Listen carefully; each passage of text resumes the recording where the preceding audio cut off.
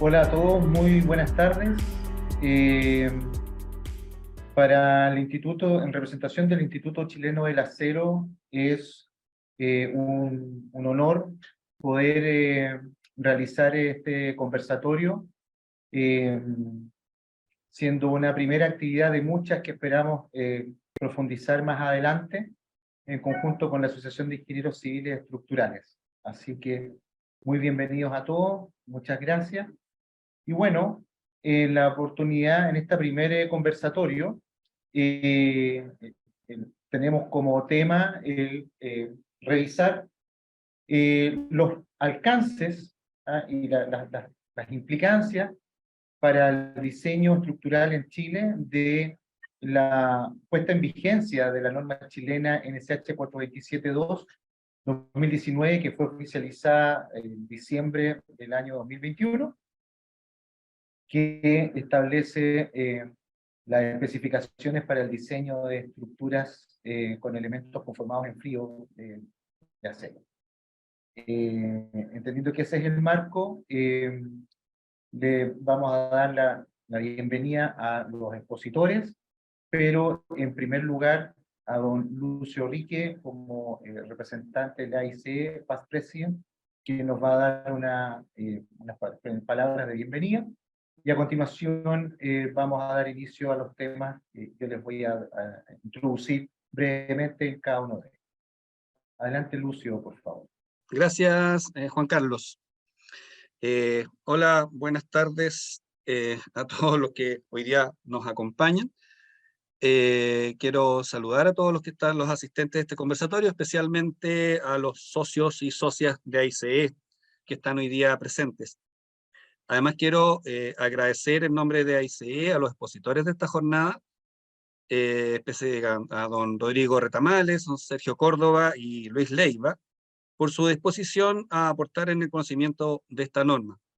Y por supuesto agradecer a Juan Carlos Gutiérrez, a quien ya escucharon ustedes recientemente, el director ejecutivo de Licha, con quien hemos organizado este conversatorio dentro de un trabajo colaborativo que estamos ya desarrollando hace un tiempo entre AICE y el Licha, y principalmente enfocados en la difusión del desarrollo normativo en nuestro país. Y estamos dando ya pasos bastante interesantes.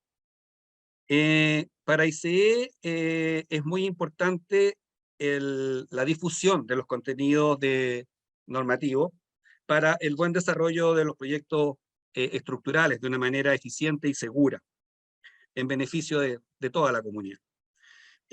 Además de seguir las buenas prácticas que la experiencia nos aconseja, es fundamental, ¿no es cierto?, sabemos la correcta aplicación de la normativa vigente. Y para esto hay que conocer las normas, hay que entender cuáles son los conceptos que están detrás y hacerla propia.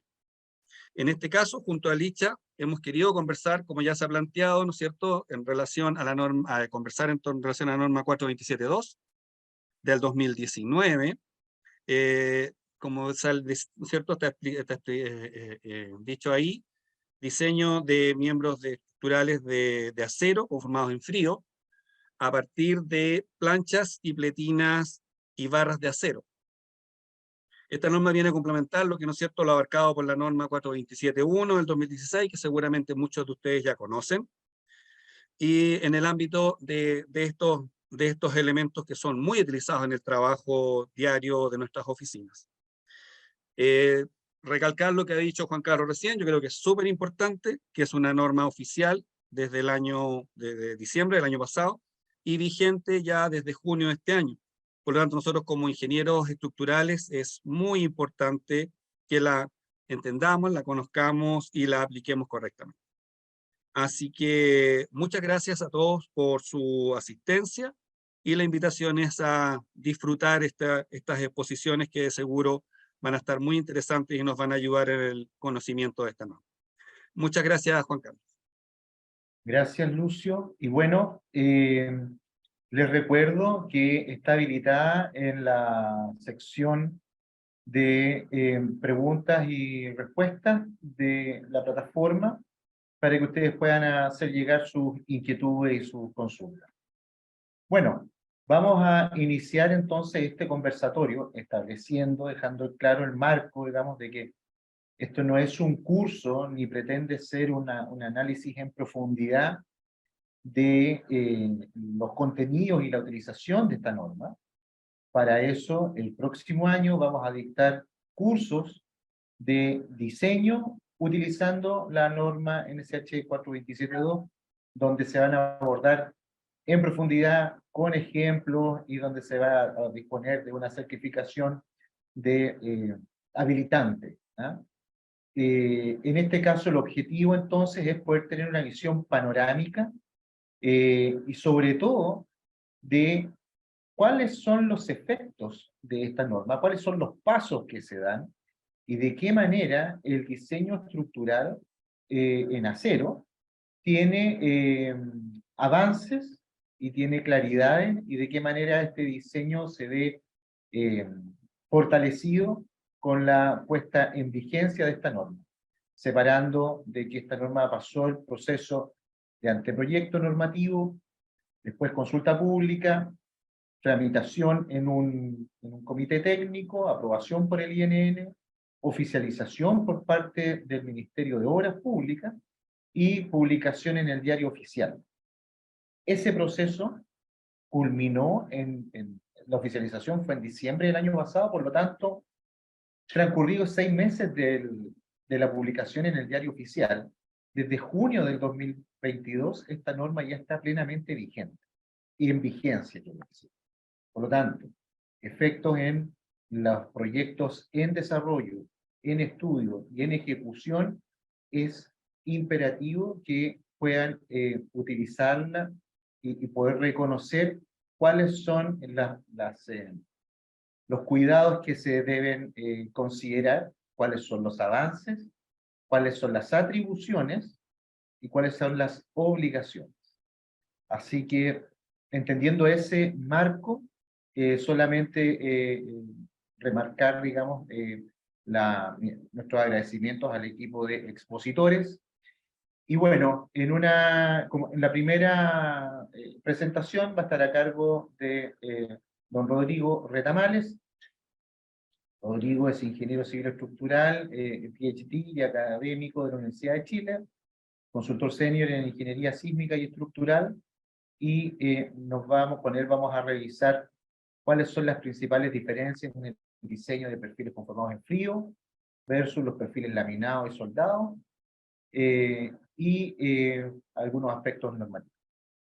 Adelante, Rodrigo. Muy buenas tardes a todos. La verdad me toca ser el primero, ser el telonero en esta oportunidad. Y la verdad que es un tremendo honor telonear a dos grandes especialistas que vienen después, como Sergio y Luis. Así que a mí me tocó hacer una pequeña introducción, básicamente por qué es relevante la norma para el diseño de perfiles conformados en frío y cuáles son sus diferencias, tanto técnicas como normativas, con lo que son los perfiles que usamos convencionalmente en la práctica profesional. ¿Ya? Bueno, partir diciendo que en la práctica los perfiles que se utilizan generalmente en industria pesada son perfiles laminados y soldados, ¿ya? Que se caracterizan fundamentalmente por ser secciones macizas. En general se usan secciones compactas, aunque también existen secciones en belt. Pero la mayoría de los ingenieros, a efecto de sacar máximo provecho a la capacidad de planificación de los perfiles, en industria pesada, industria minera, industria de energía, generación, etcétera, usamos secciones compactas o no compactas. ¿Sí? En general, estas secciones no sufren el pandeo local que sufren o que experimentan las secciones de pared delgada, y presentan un pandeo más bien global. El diseño, por tanto, que no hay pandeo, se efectúa considerando propiedades brutas. Y en Chile la verdad que existe bastante experiencia respecto al diseño de este tipo de secciones. Antiguamente, o cuando yo empecé a trabajar, la mayoría de los perfiles que se usaban en Chile eran perfiles soldados. ¿Ya? Pero actualmente, la verdad es que en el mercado ya hay bastantes proveedores y está abundancia de perfiles laminados. ¿Ya? Así que está bastante más equilibradas las cosas que antiguamente. Otra cosa que caracteriza estos perfiles, que se me está quedando en el tintero, es que estas secciones en general son elementos planos, no tienen atiesadores. Y fundamentalmente porque son elementos compactos con relaciones ancho-espesor que son mucho más bajos que los que se observan en el caso de estructura de pared delgada o perfiles de pared delgada.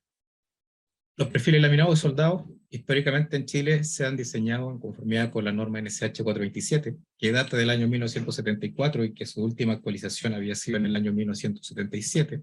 ¿Ya? Y sin embargo, cuando empecé a ejercer profesionalmente por allá por fines del siglo pasado, en el 99, estábamos empezando a usar el ISC 360, ¿ya? Dejando un poco de lado la 427, entendiendo que no se había actualizado, y la 360 lleva varias actualizaciones, el 2005, etc.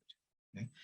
Sin embargo, o en conciencia de esa situación, se actualizó la norma chilena, ¿ya? Y se actualizó en el año 2016 y se decidió separar la norma en dos partes, la 427-1, que es devota para perfiles laminados y soldados, y una 427-2, que aplica específicamente a perfiles de pared delgada, ¿ya? Ahora, por eso de pared delgada hay que ser bien cuidadoso, porque la verdad es que la norma aplica hasta perfiles de 25 milímetros de espesor, que no es delgado, ¿ya? O sea, hay que diferenciar entre pared delgada y lo que es perfil plegado. La 427-2 aplica lo que es perfiles plegados, ¿ya?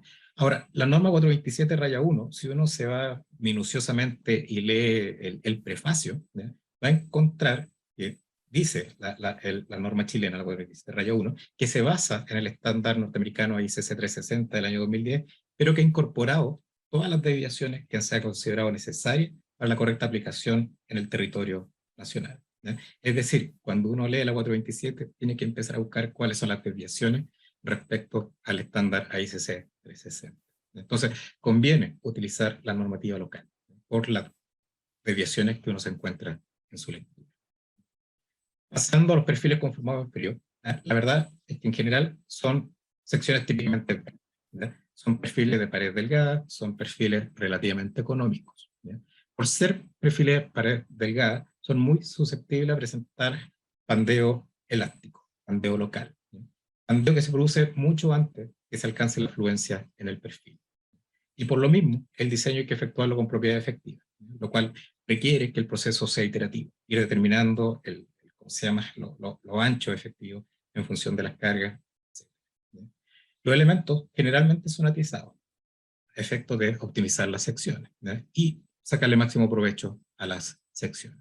Aquí se muestran algunas secciones que la verdad que son muy pocas, porque en general la pared delgada es muy útil o da mucha libertad creativa al ingeniero desarrollador, ¿ya?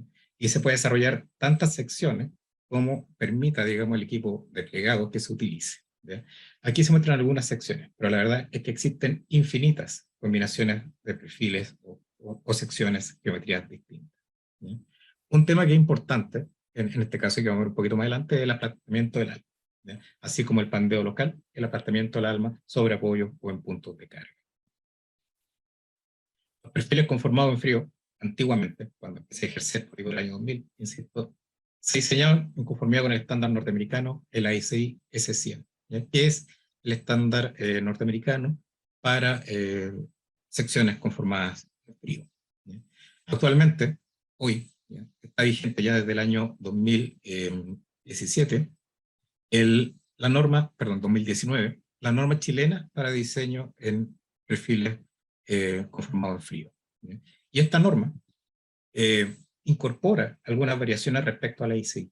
Entonces, la verdad es que ya no se puede continuar usando el estándar americano, ¿ya? Hay que necesariamente usar el estándar local desarrollado por profesionales locales y por la industria local. En particular, hay un tema súper importante y súper relevante, que es la definición que se introdujo en la norma chilena en relación a lo que es el espesor de cálculo, ¿ya?, que es algo que dista de lo que está en la norma norteamericana y que es bastante conservador y da algunas cosas interesantes. La norma NSH 427-2 para perfiles plegados está referenciado en la norma NSH 427-1, ¿ya?, y dice expresamente que cualquier sección con perfil plegado tiene que ser diseñado en conformidad con la 427-2. Y esta norma, la que estamos discutiendo en esta oportunidad, también ha sido referenciada en los borradores de la norma chilena 2369 para edificios industriales y en el borrador de la norma chilena NSH 433, que está en este minuto en periodo de consulta. Es decir, ya la norma está siendo invocada y es de uso obligatorio, porque las otras normas también la hacen obligatoria, ¿ya? Y como comentaba anteriormente Lucio y como comentaba Juan Carlos, la norma fue oficializada o apareció en el diario oficial el 14 de diciembre, exactamente hace un año, en el año 2021. Y empezó a regir oficialmente el día 14 de julio.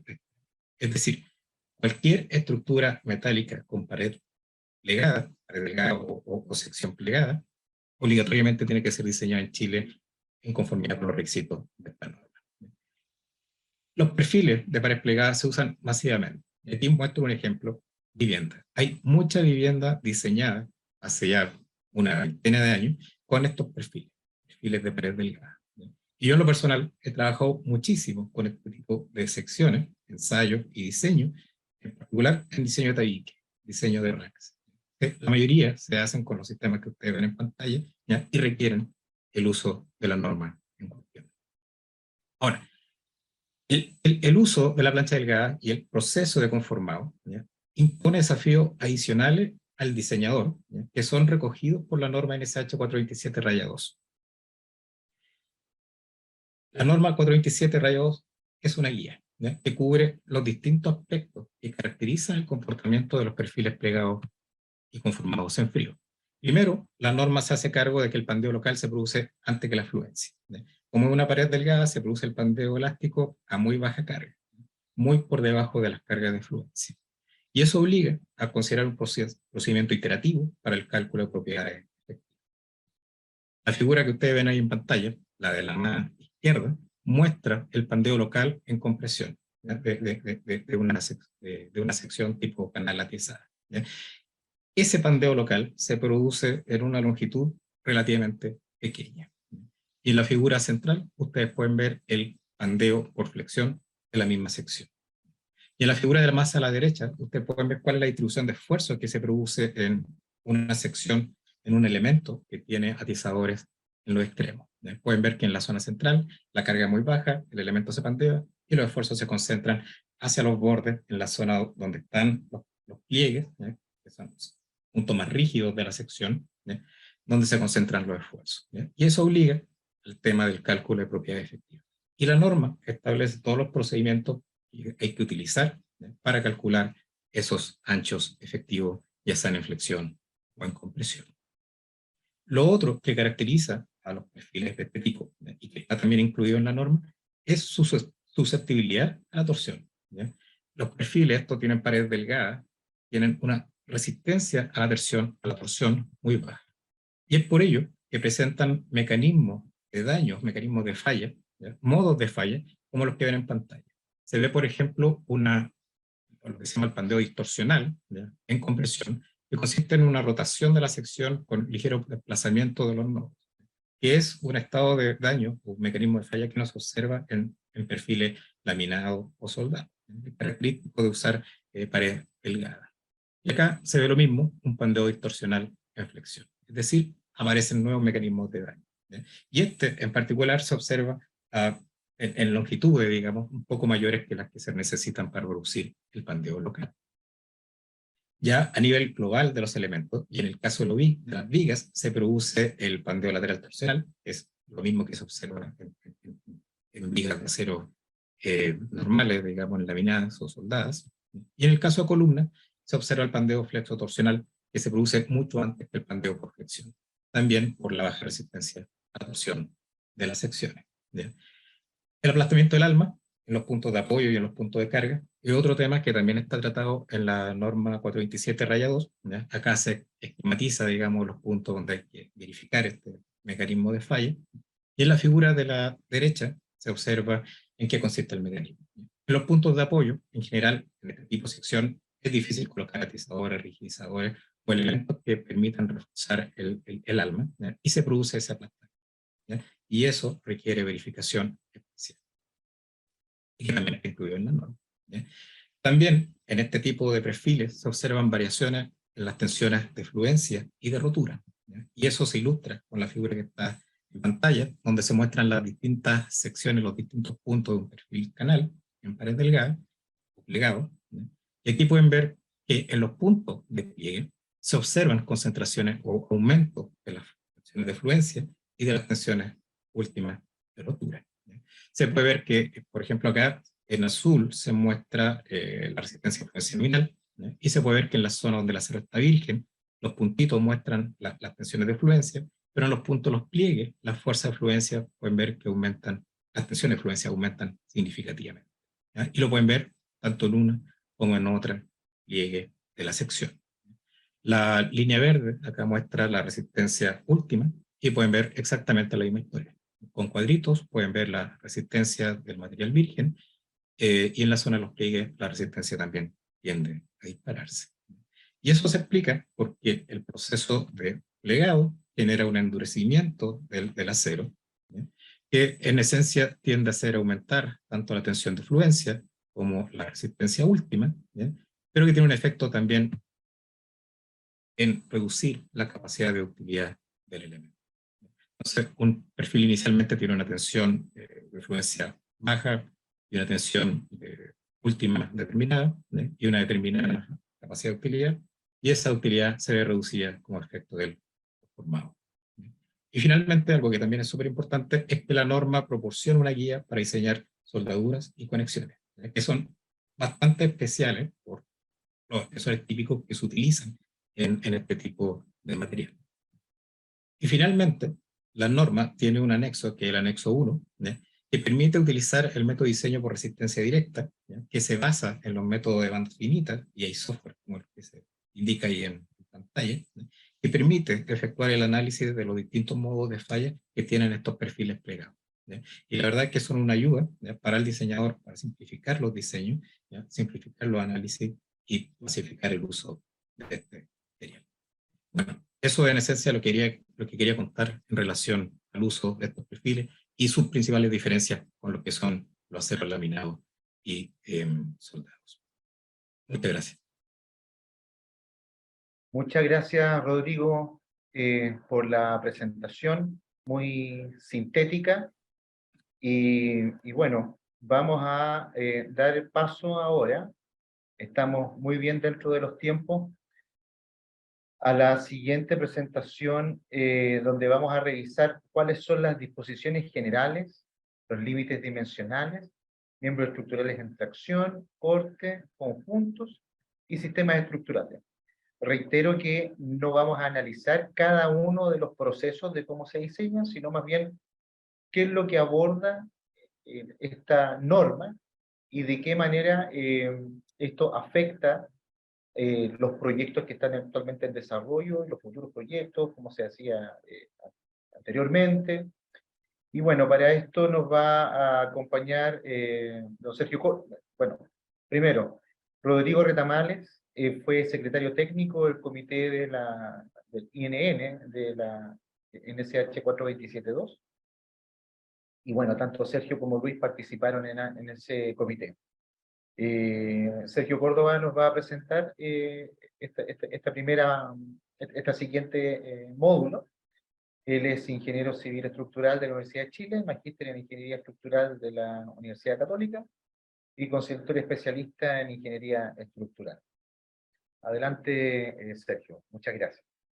Bien, esto, como explicaban los expositores anteriores, a nivel de conversatorio da para una presentación muy más de nivel conceptual que de detalle.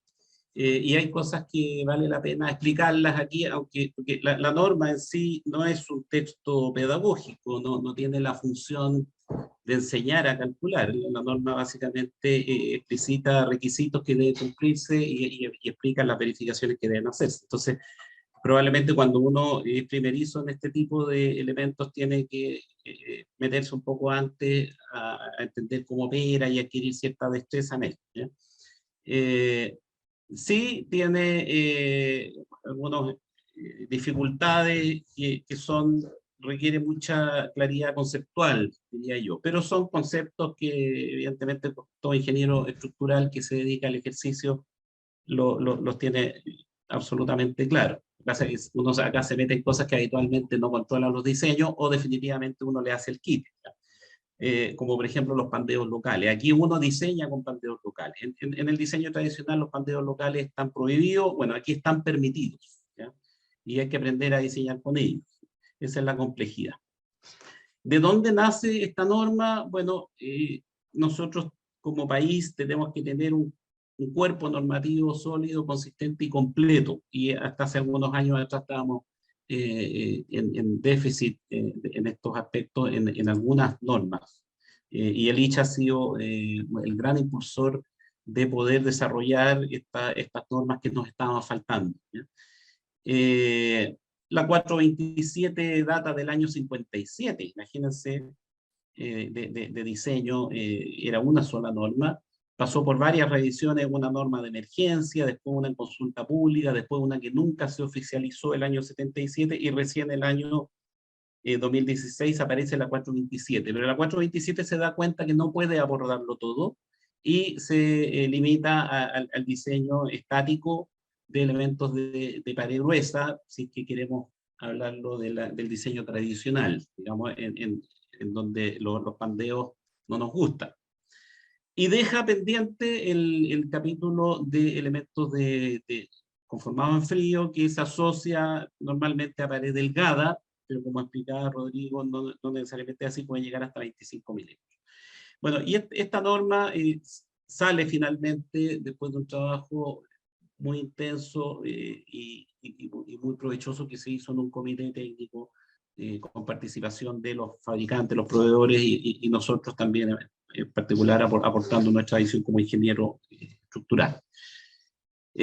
Así que con esto se nos viene a completar el cuerpo de normas de diseño en acero, en diseño tradicional, que es la que ocupamos para los diseños mineros y todo, y en pared delgada, que es lo que debiéramos ocupar para sistemas estructurales donde aparezcan estos espesores, que no son solamente el metal con, eso es un ejemplo más, pero hasta el diseño de vigas de puente aparece esto, y diseño de galpones también. Yo voy a mencionar algunos casos, ¿ya? Básicamente esto es lo que estoy diciendo. Esta norma se relaciona también con otras normas, en particular con la 203, en lo que es las calidades de acero, ¿ya? Y los requisitos que deben cumplir los aceros, siempre en el entendido que la 427.2 es una norma de diseño, no es una norma de producto, ¿ya? Es una norma para el calculista, es su principal usuario para diseñar estas estructuras.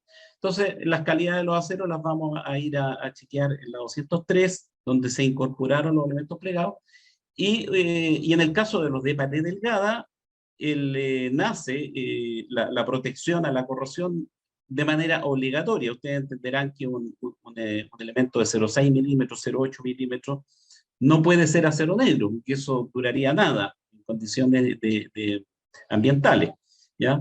Entonces, estos aceros nacen de la tecnología de la protección, ya sea galvanizado o Zinc-Alum, que son recubrimientos metálicos que se aplican en la usina. O sea, yo no compro el perfil y lo mando a galvanizar metiéndolo en una tina de zinc, sino que yo compro la bobina del acero ya con la protección. Y aquí voy a empezar a meter estos conceptos que son muy relevantes en pared delgada. Esta protección tiene un determinado espesor, ¿ya? Que si no los tenemos claros nos pueden dar algunos dolores de cabeza. Bueno, esta tecnología, ¿no es cierto?, de la protección viene de la mano de la pared delgada. Aquí muestro yo los atributos que vienen a complementarse las distintas normas. Básicamente la 427.1 y la 427.2, que si ustedes ven, barren casi todos estos atributos. Y aquí se aprecia que la 427 del año 77, que nunca fue oficializada, era bastante limitada, o sea, solo cubre 4 atributos que son como los más, muy básicos, y la verdad que esa norma nunca entró en vigencia. Lo que nos obligó por muchos años a tener que estar usando la IC para la gente que se dedicaba a pared delgada, o estar usando la ISS 360 para la gente que hace diseño, estructura tradicional en acero. Como decía, esta es una norma de diseño estrictamente técnica, es muy detallista en el tratamiento de los pandeos locales, porque acá lo que básicamente reconoce el diseño en pared delgada es que el pandeo local no marca el término de la capacidad de carga de un perfil, ¿ya? lo reduce, pero no define que el perfil ese es su máximo nivel de carga, ¿ya? Es más, si yo hago diagramas de carga incremental y veo los niveles de rotación de los perfiles en una zona donde hay momentos, por ejemplo, el perfil tiene mucha capacidad de deformación todavía antes que recién incurra en una falla que ya marque su término de carga útil. Entonces, la duda es, ¿por qué no aprovechar toda esa gran capacidad que todavía nos queda remanente? ¿Ya? Y eso, ocupar esa capacidad significa aprender a trabajar con los pandeos, ¿ya? Y aceptarlos. Bueno, y además son pandeos que ocurren en comportamiento elástico. Es decir, yo retiro la carga y el perfil vuelve a su condición inicial. Así que no hay ningún deterioro del perfil.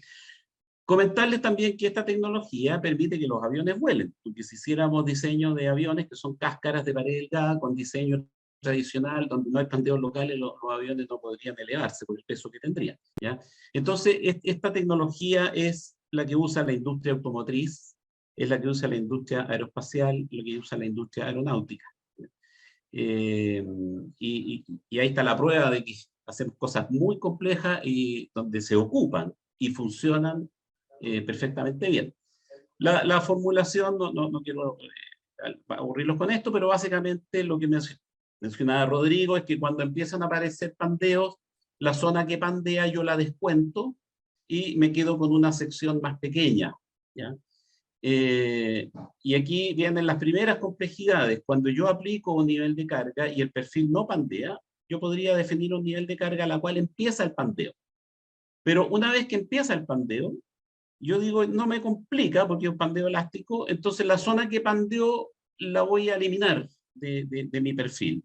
Y me voy a quedar con un perfil que le falta un pedacito ahí, que en la práctica lo tiene, pero como está pandeado no me sirve estructuralmente. Entonces yo ese pedacito lo voy a sacar. Pero si yo incremento la carga, el perfil, la zona que pandea va a aumentar también. Entonces yo digo, bueno, si tengo un nivel de tensión más alto, entonces tengo que sacarle un pedacito más grande, ¿ya? Y la propiedad del perfil, vale decir el área, la inercia, que típicamente es la que ocupamos nosotros en nuestros modelos de cálculo, se modifica. Y esa propiedad modificada es lo que se conoce como propiedad efectiva, ¿ya? Ya no la propiedad bruta, sino que le voy sacando pedacitos donde tengo zonas comprimidas que pandearon. El largo de esos pedacitos que tengo que sacar lo define la norma, ¿ya? Y los define a partir de las zonas atiesadas, porque la zona atiesada, vale decir, donde tengo una curvatura que impide que ahí pandee, en torno a las esquinas, por ejemplo, el perfil no tiene cómo pandear. Sin embargo, en las zonas planas, que se me alejan de los vértices, esas son las zonas susceptibles de pandear. Entonces, la formulación que hace la norma, es decir, da unos anchos efectivos, unos ρ, que están próximos a las zonas atiesadas. Entonces yo calculo primero el nivel de tensiones. Con ese nivel de tensiones calculo estos ρ. Este ρ me permite determinar un ancho efectivo que no pandea. Por lo tanto, el restante tengo que eliminarlo de mi perfil. Y eso pandeó, no me aporta resistencia al perfil.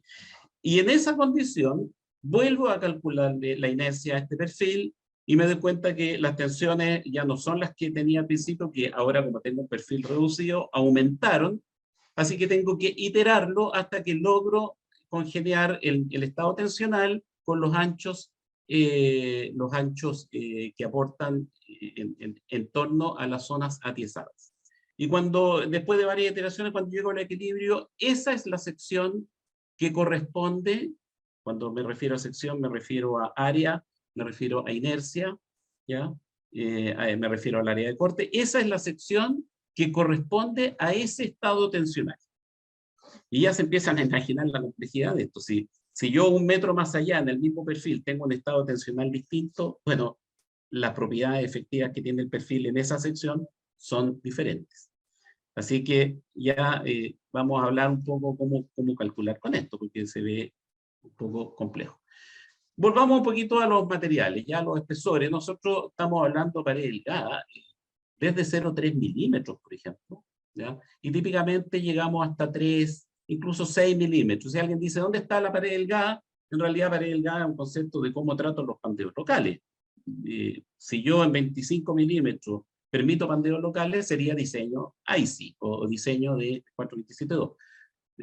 Pero en 10 milímetros yo podría pedir perfiles compactos, no sería diseño de pared delgada, sería diseño de pared tradicional. Pero si alguien, porque a nosotros nos gusta definir límites, bueno, digamos pared delgada, que es estrictamente incorrecto, es decir, 0,3 a 6 milímetros por ahí de andar, y los otros serán de 3 milímetros para arriba, y tenemos una zona donde se nos cruzan los espesores y tenemos una amplia variedad de elementos estructurales en esa zona, por ejemplo, las costaneras entran justo en esa zona, los perfiles tubulares ya entran justo en esa zona.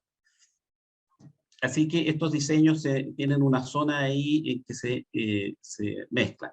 ¿Qué hacía la ISC la versión anterior? En esta zona donde pandea y trata de hacer algo como una corrección de propiedad efectiva, calculaba los coeficientes de castigo en base al estado tensional y decía, bueno, multiplique sus tensiones por este coeficiente y las reduce. Era como un intento de corregir el área de la sección bruta a una sección efectiva.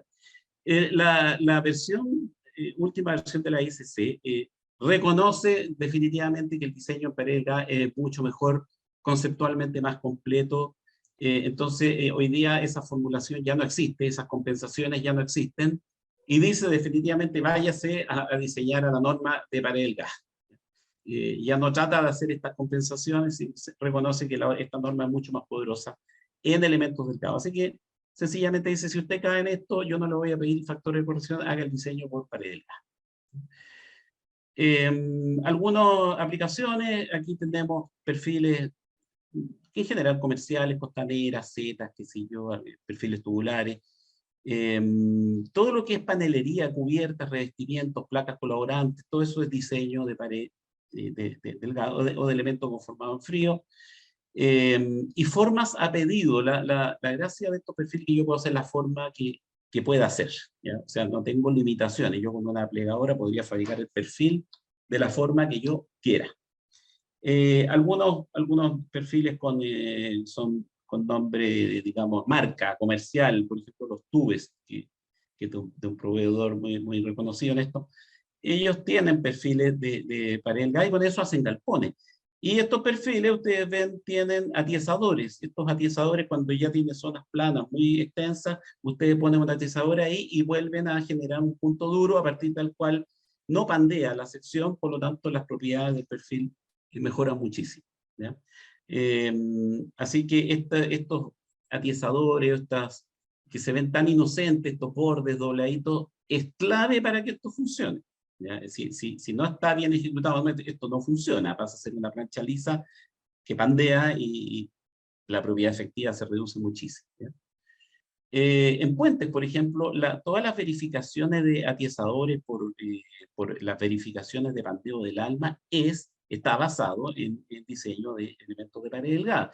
Piensen ustedes que un puente puede tener una altura de 2 metros, 3 metros, 3 metros y medio. La viga de puente, a mí me ha tocado ver puentes de 60 metros con esas alturas, y almas de 8 milímetros.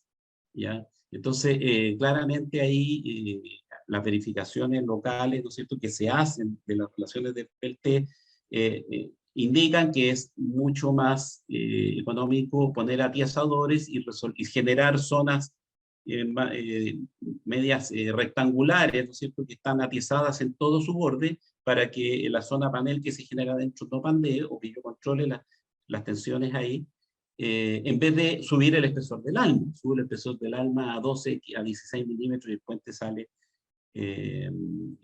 tremendamente pesado el diseño. Entonces, aquí también tenemos una aplicación muy clásica.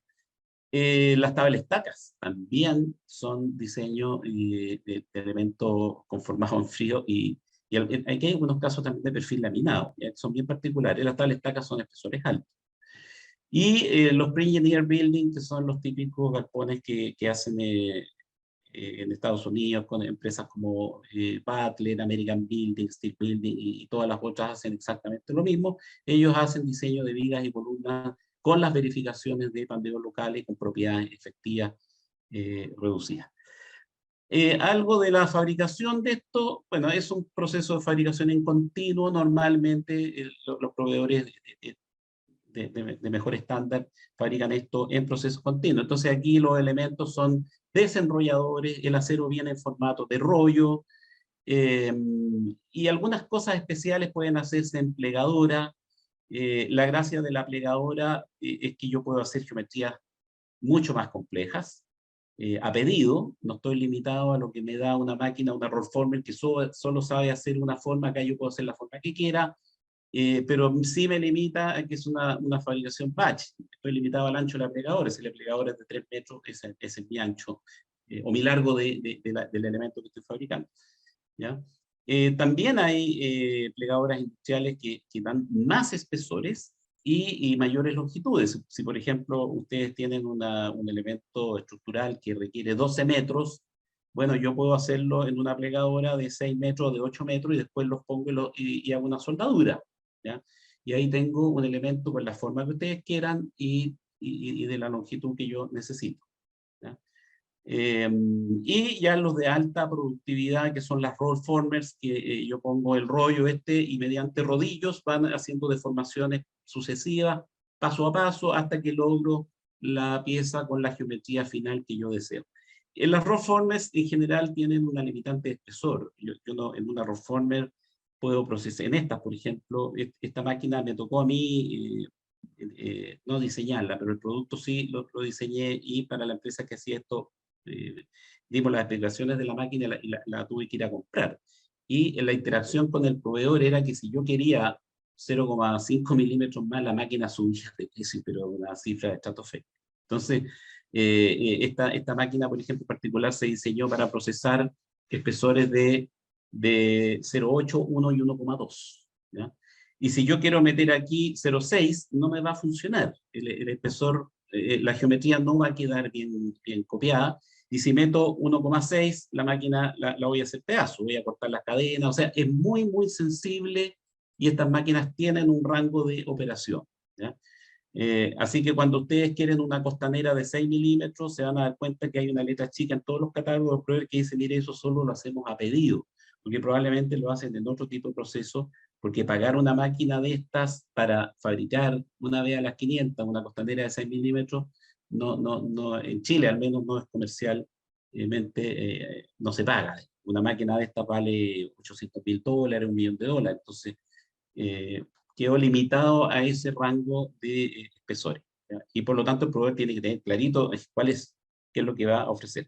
Y esta es una línea continua ya con toda su complejidad, pues tiene un desenrollador, un acumulador, una punzonadora, que la puede entregar perforada, por ejemplo. Esto es un aplanador, lo que hace, le quita la curvatura al rollo, y acá viene la rollformer que logra la geometría. Tiene una guillotina que normalmente corta el movimiento, entonces son guillotinas volantes que se mueven junto con la plancha y la cortan, y un stacker al final, que va apilando el producto terminado, y todo esto se maneja desde un computador, y yo entrego los largos, los tipos de todo desde parámetros en una planilla Excel.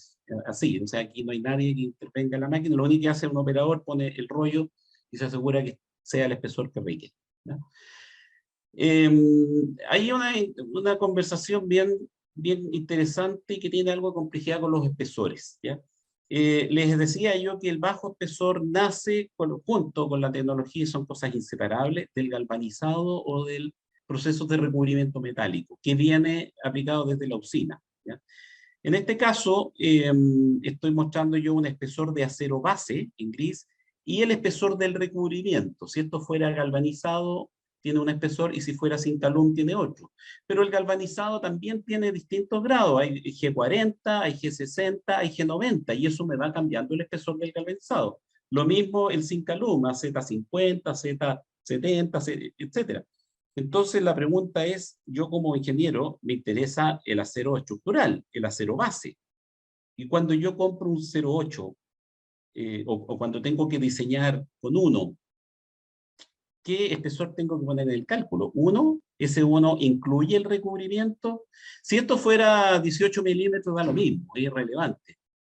Pero si esto es 1 milímetro y este recubrimiento es 0,04, y si el espesor de acero base tiene una tolerancia de 0,06, yo digo voy a tomar la mitad de la tolerancia menor, le estoy descontando una cifra que en el cálculo de la propiedad efectiva es muy incidente. Entonces yo tengo que tener claridad total de qué estoy especificando y en base al producto que se va a suministrar. Entonces la norma, la 427, hace toda una discusión al respecto.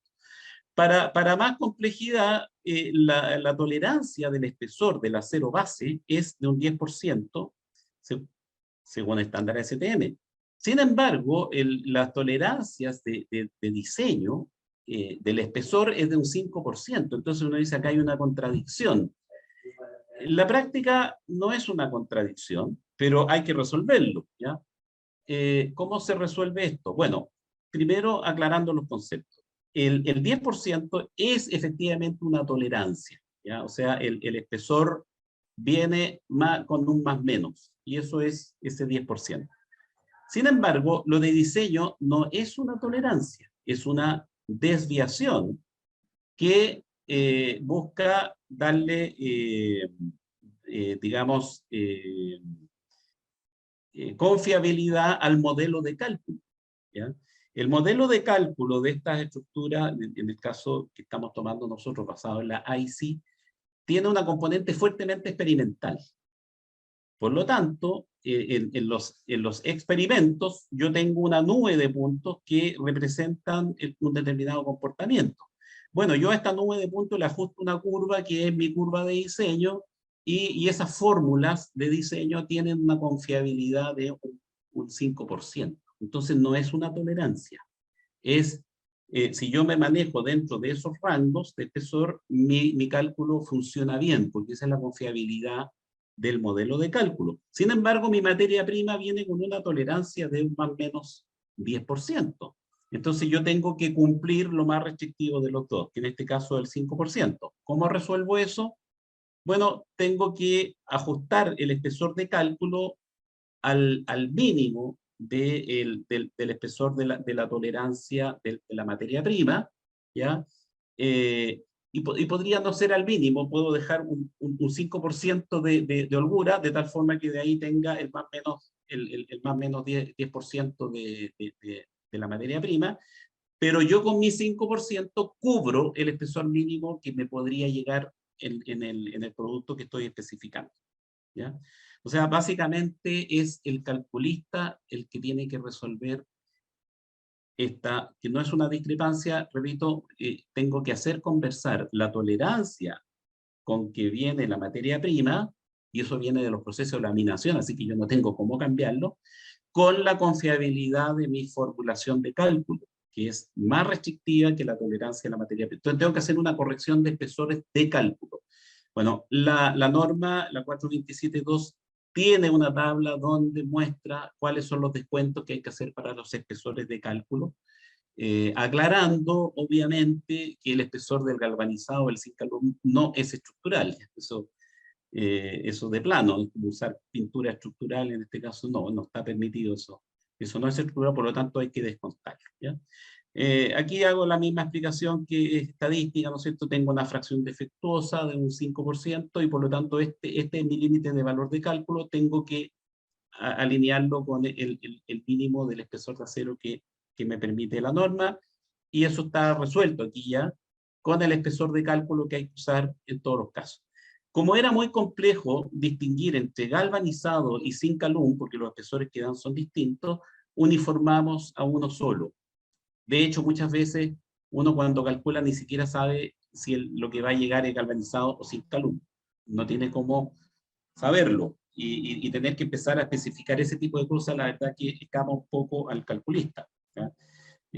Ahí podrían haber otras consideraciones, por ejemplo, ambientes donde el galvanizado sí podría funcionar mejor en contacto con cemento, por ejemplo, donde el zinc alum no funciona, ¿ya? Porque hay una reacción química con el cemento y el aluminio genera una corrosión tremenda, que se manifiesta con unas manchas negras, generando un producto químico que se llama bayerite, que marca el término de la sección.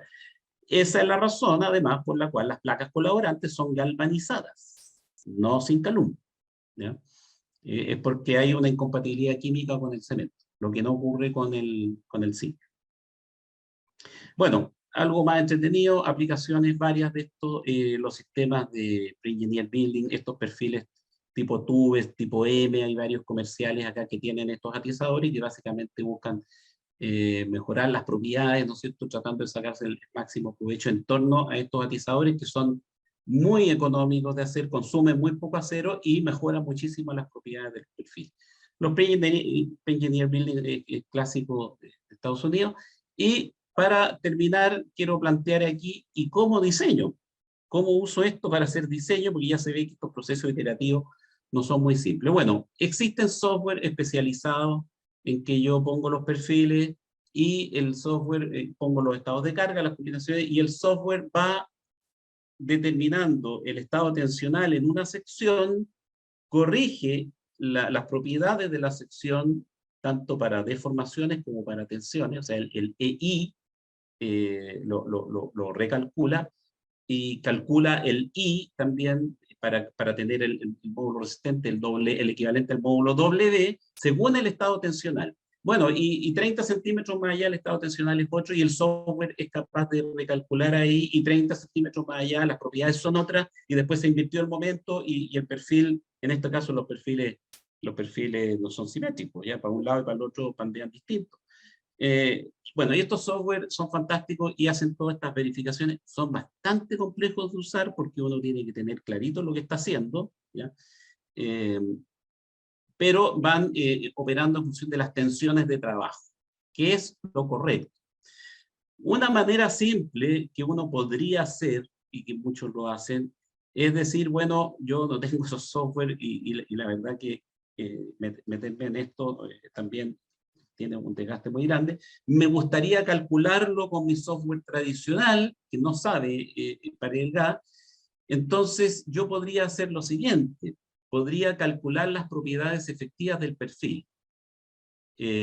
Ok, ¿con qué estado tensional? Si las propiedades cambian. Bueno, con el máximo. Ok, es un criterio. Entonces yo calculo las propiedades efectivas del perfil para el máximo estado, para las máximas tensiones que podría aguantar el perfil. Entonces, ¿qué voy a obtener? Voy a obtener las propiedades efectivas más pequeñas del perfil porque está solicitado a su máximo estado tensional, ¿ya?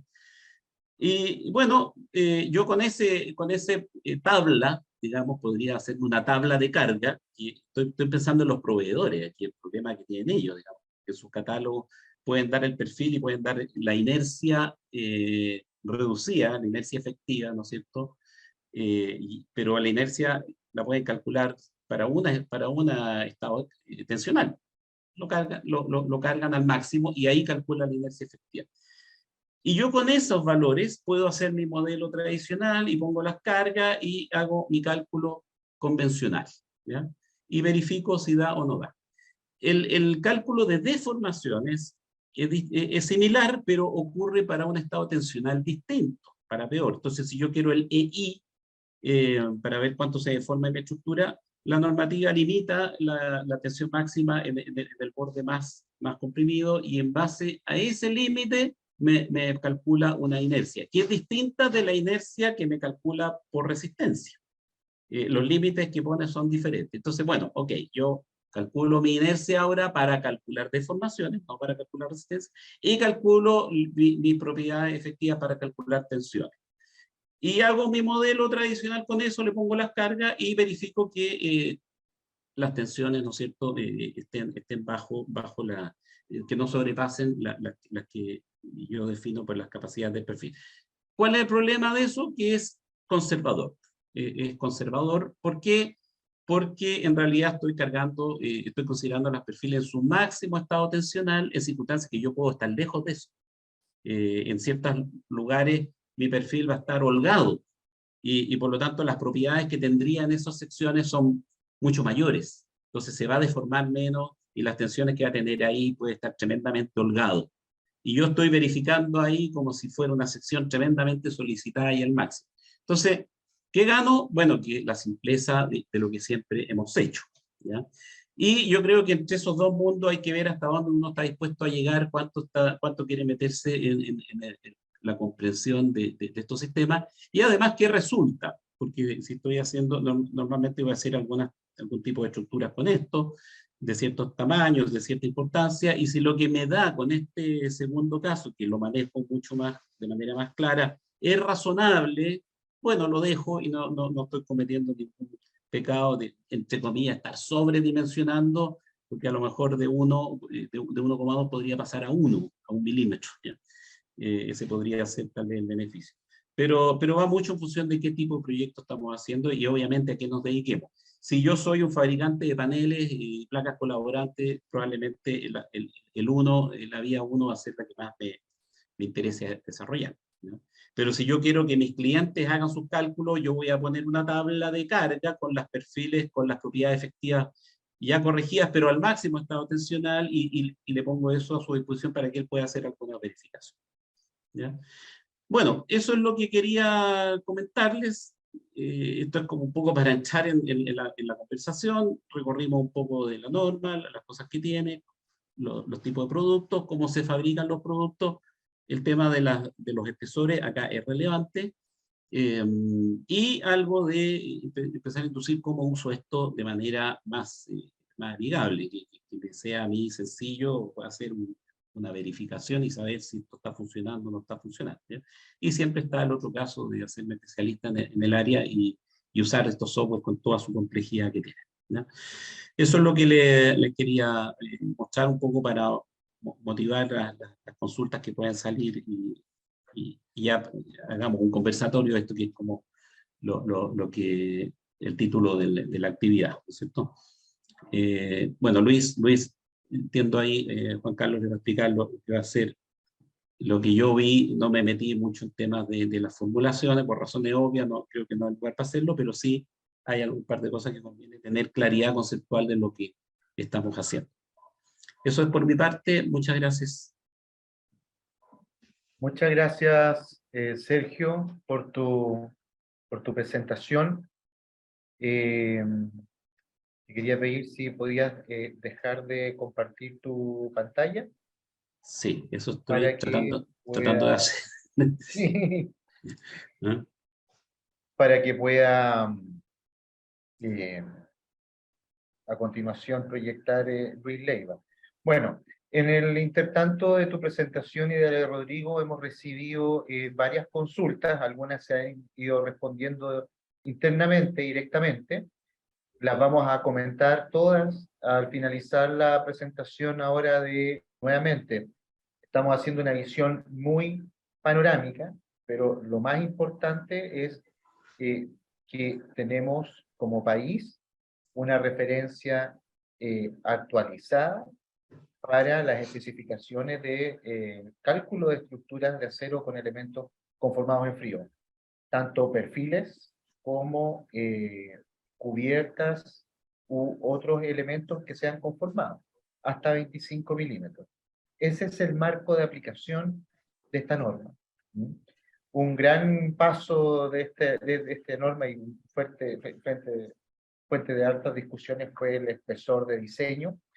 Así que bueno, vamos a dejar ahora a don Luis Leiva. Luis es ingeniero civil, Master of Science y bueno, académico y profesor del curso de diseño de estructuras de acero de la Universidad de Santiago de Chile, USACH. También Luis participó y fue el secretario técnico del comité del anteproyecto de actualización de la norma 427.2. Solamente para cerrar esta introducción, esta norma, en conjunto con la 427.1, actualizaron la norma 427 de cálculo de estructuras de acero. El equipo que desarrolló el anteproyecto de la 427.1 para perfiles laminados y soldados tuvo una visión que tuvimos en varias ocasiones interacciones.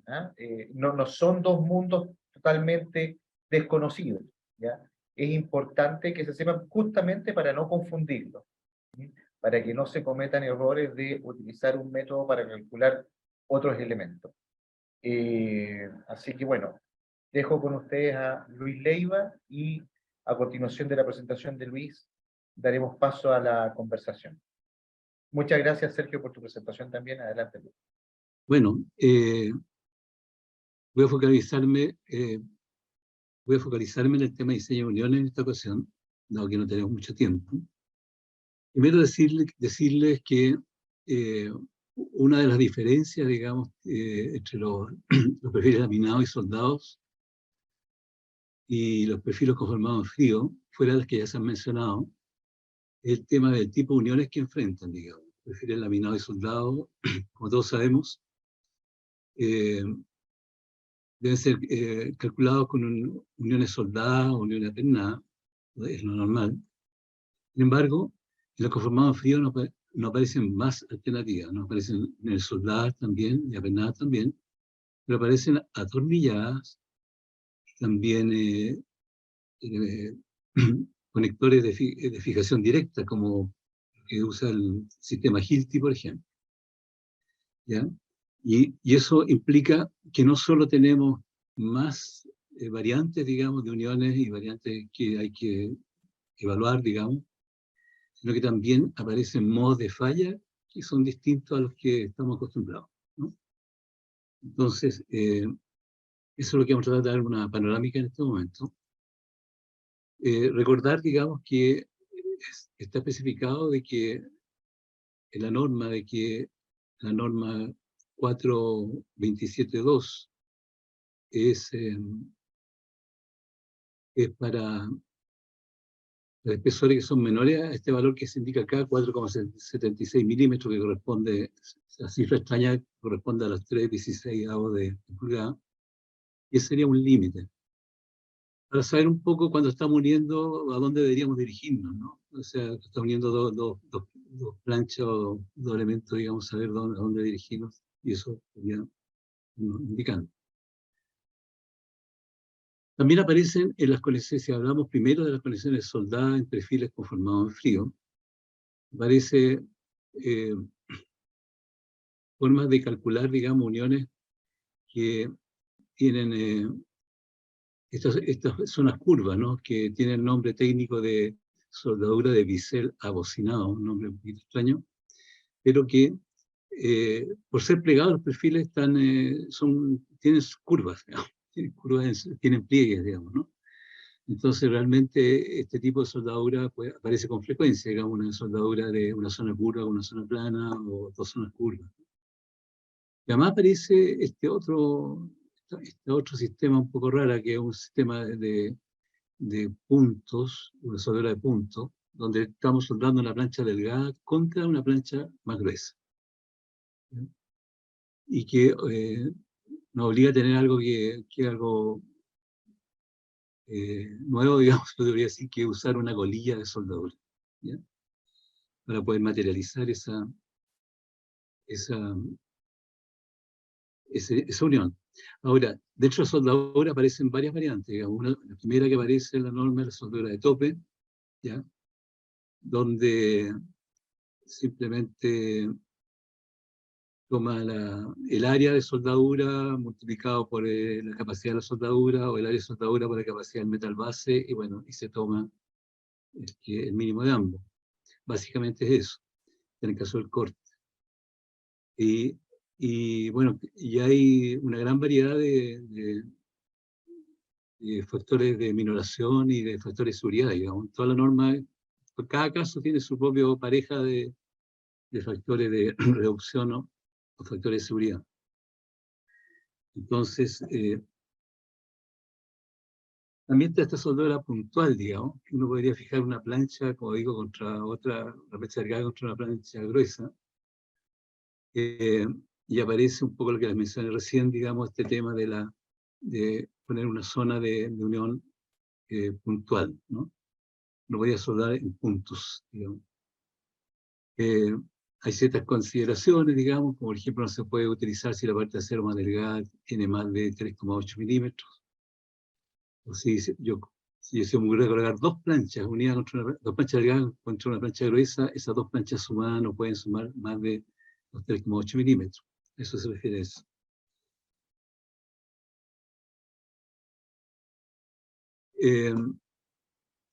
Si el espesor de la plancha es menor que 0,7 milímetros, digamos, hay que usar, debe usarse para este soldadura de punto esta colilla. La norma indica espesores que tiene que tener la colilla, el rango de espesor, y también el rango, es el diámetro mínimo que tiene que tener la perforación, ¿no? Donde se va a colocar esta soldadura. Y aquí se ve un poquito un corte de esto. Yo me detengo un poquito más en esto porque esto es algo distinto que no aparece jamás en los perfiles laminados de soldado, digamos. Incluso esta soldadura, esta colilla puede tener una aleta, así que sea más fácil maniobrar con ella, obviamente. Pero la soldadura entra en fusión como ven, digamos, entre la colilla, la plancha delgada y la plancha gruesa, que hay una zona de fusión del material, como ustedes aprecian. Bueno, no vamos a mantener en las fórmulas porque no haría tiempo, digámoslo así, pero evidentemente que la capacidad que tienen al corte, por ejemplo, esta unión se puede evaluar, puede verificar con expresiones como que hay acá, donde se toma un valor mínimo entre lo que resiste la soldadura y lo que resiste el metal base. Eso es algo que se puede hacer, digamos. Lo mismo la unión como queda entre dos planchas, digamos, en este caso, y el corte, y en tracción, digamos, también, digamos, o sea, eso también se puede obtener, ¿no? Ahora, también hay soldaduras de ranura, con la que se aprecia acá, también hay expresiones para calcular ese tipo de uniones.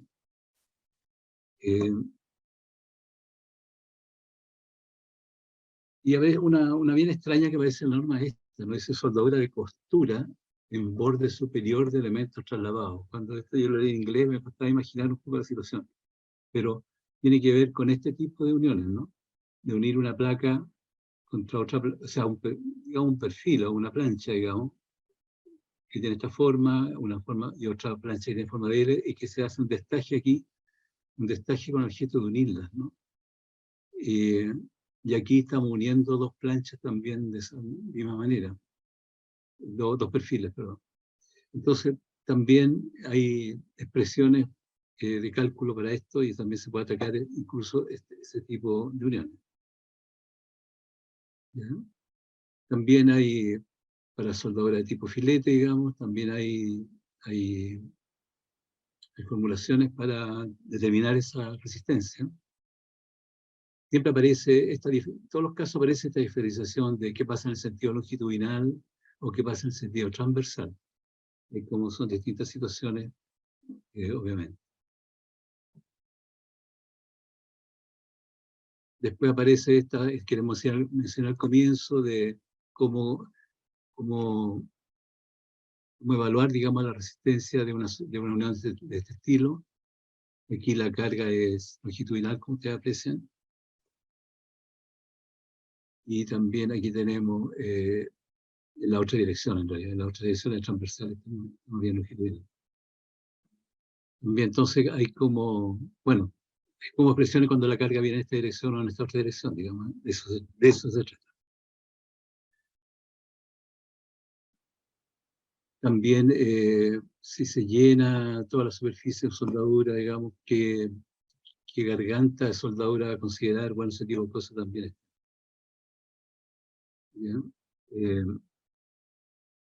Así que, bueno, hay indicaciones de todo tipo, digamos, para poder determinar qué tamaño tiene el filete de soldadura en un caso como este o como este, por ejemplo.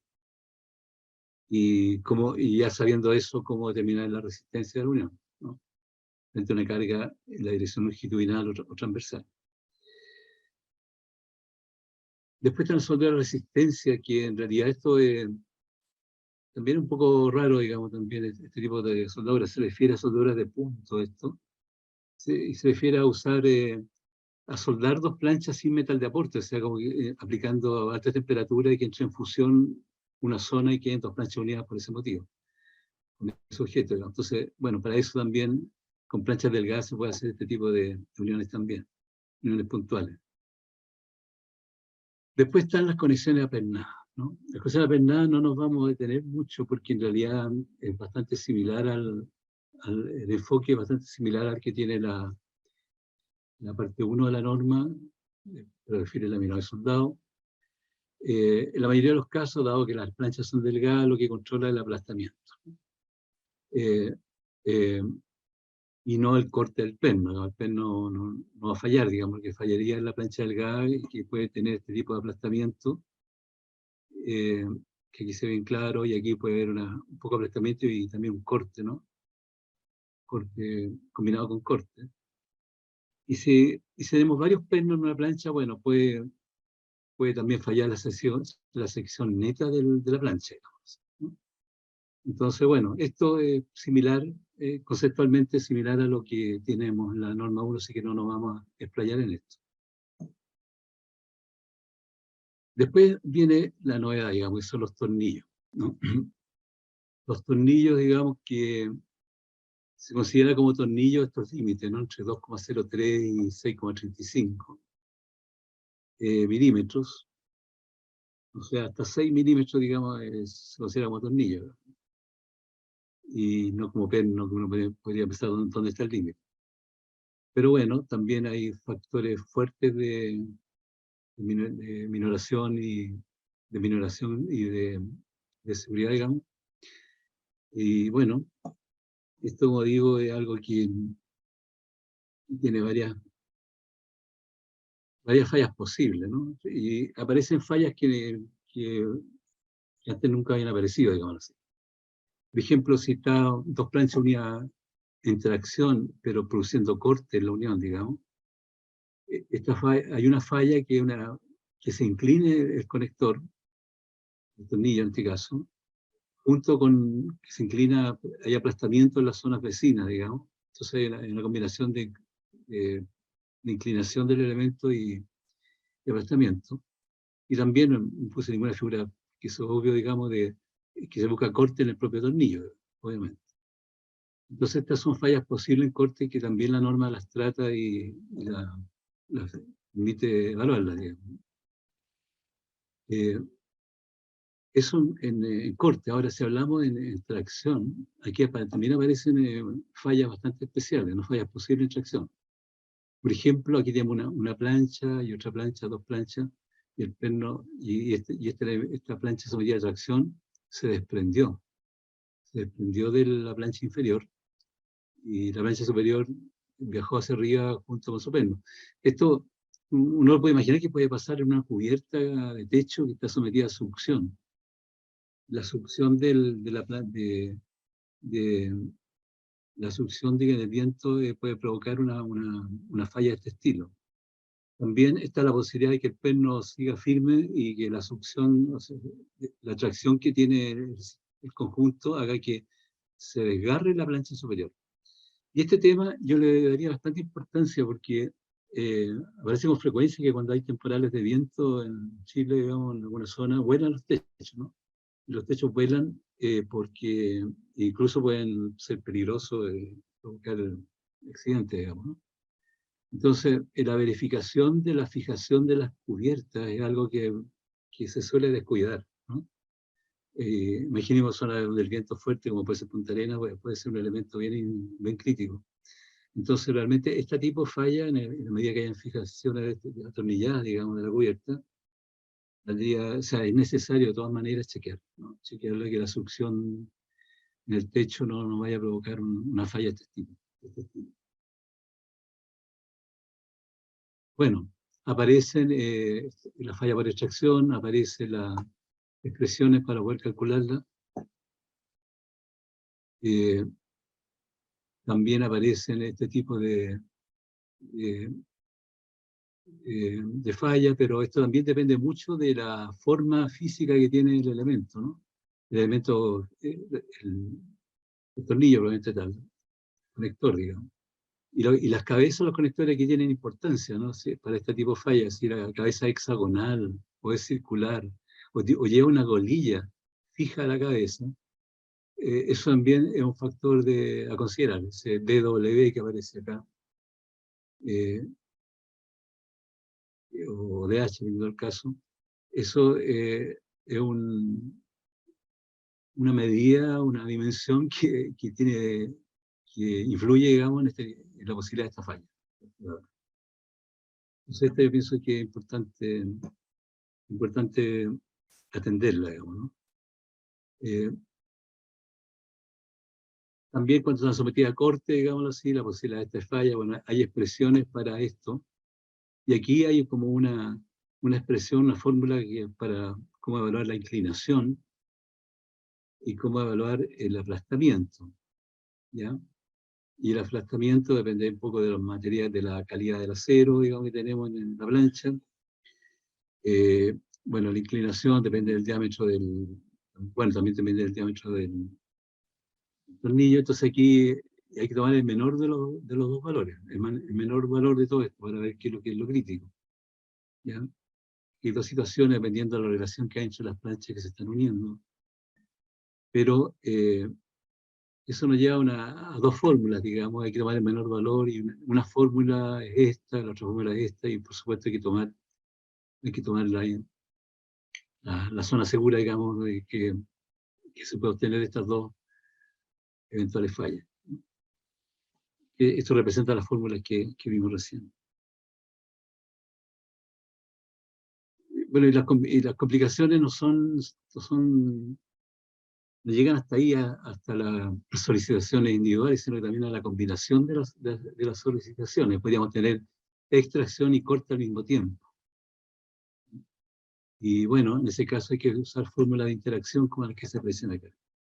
¿Ya? También con sus factores de minoración y de seguridad específicos. Entonces también está el corte y la tracción, pero la tracción con la falla por desgarro. Y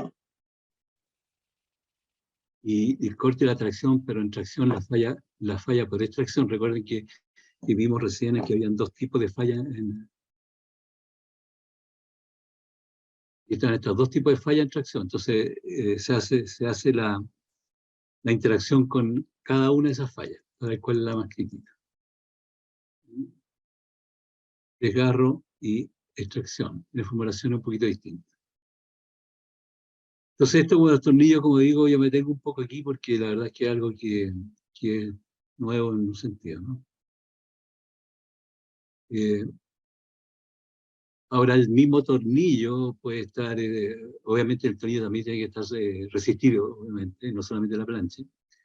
Bueno, y estas son las expresiones que se usan para los tornillos. Ahora, yo no he hablado nada de cuánto resiste el tornillo, porque en realidad hay una tabla en la norma que entrega la tensión nominal de los pernos, según la calidad del perno, de los tornillos, según la calidad del tornillo, y aparece, no se recuerdan, el FN sub V y el FN sub T, FNT y FNB, FNB para el corte, FNT para la tracción, que están los pernos, en la tabla de los pernos. Aquí también hay una tabla similar, pero para tornillos. Entonces, está bastante larga porque la calidad de tornillos es bastante larga. Pero eso también, obviamente, en algún momento hay que chequear los tornillos. Y llegamos a los PAF, ¿no? Sistema de fijación directa tipo clavo-Hilti. El PAF, por así hablar en inglés, ¿no? No es por el ruido que pone cuando se obtiene cuando los ponen, no sé qué PAF viene por Power Actuated Fastener. Power Actuated Fastener. Conectores, una acción, conectores de fijación directa accionados por potencia. Bueno, en inglés es más corto. Pero bueno, como sea, aquí hay fijaciones PAF sin golilla, con cabeza cónica, con golilla premontada. Bueno, hay distintos sistemas, ¿no? Y bueno, y estos sistemas también tienen sus expresiones, digamos, fórmulas para poder calcularlo. Hay algunas consideraciones que tomar en términos dimensionales, digamos, el espesor de la plancha de empotramiento debe ser menor o igual a 19,1. el espesor del elemento retenido, o sea, el que estamos uniendo, digamos, menor o igual a 1,52. El diámetro de la colilla es menor que 15,2. O sea, podría ser mayor en la práctica, pero en los cálculos yo no puedo usar un valor mayor a ese. Y el diámetro del conector tiene que estar dentro de estos límites, 2,6, 2,7, digamos, y 5,2 milímetros. El espesor de la plancha tiene que ser menor o igual a 19,1. Lo que no dice acá es cuál es el espesor mínimo de la plancha que tiene la plancha de empotramiento. Dice el espesor máximo, ¿no? El mínimo. Por lo menos en los catálogos de Hilti, en algunos de sus elementos de fijación, hablan de que en la plancha donde se va a clavar algo, digamos, tiene que tener por lo menos 6 milímetros. Por lo menos 6, pero eso a lo mejor hay que verlo con cada fabricante. Bueno, no voy a entrar en el detalle de cálculo, pero así como vieron a la pasada fórmulas de falla, acá para este tipo de fijaciones hay una cantidad, ¿no? Hay una buena cantidad de acápites en la norma donde se ve la resistencia a la tracción, a la extracción del conector, resistencia al desgarre de la plancha, resistencia en corte, resistencia al aplastamiento e inclinación, resistencia al arranque del conector en corte, resistencia a la rotura de la sección neta. Esto ya se refiere a la plancha que está perforada y, bueno, queda con una sección neta. Bueno, no voy a pasar por la fórmula de todo esto, pero ya se dan cuenta de que va, digamos, esto, ¿no? Está todo eso y todo eso se puede ver en detalle. Eso con respecto a uniones, ¿no? También quería pasar a otro tema, digamos, que tiene que ver con los anexos de la norma, de la